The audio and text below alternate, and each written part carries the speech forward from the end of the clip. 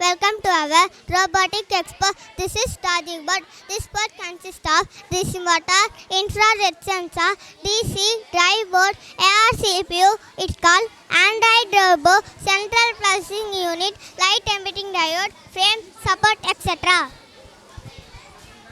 The IR sensor consists of a radiation diode and a photons detector. The radiation diode emits infrared light if there is an obstacle which can reflect IR. The IR gets reflected and it could be received by the photon.